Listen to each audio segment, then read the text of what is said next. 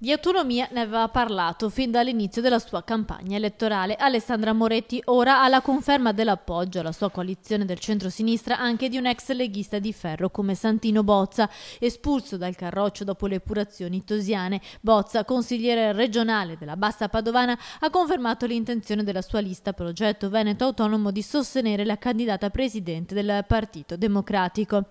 A me interessa correre per il Veneto Autonomo. Ringrazio la Moretti che ha messo in piedi anche questa lista. Probabilmente ha capito che è importante avere un Veneto più autonomo, ma l'ha capito da subito che dobbiamo tenere qua nel territorio più soldi, quelli che mandiamo a Roma. Intanto Moretti ha annunciato nelle scorse ore che domani proseguirà il suo tour dei comuni del Veneto, passando nel trevigiano Nervesa della Battaglia, dove farà tappa in quella che in origine doveva essere una fattoria dedicata ai disabili, ma che verrà invece trasformata in un birrificio grazie ad un presunto finanziamento regionale di 3 milioni di euro.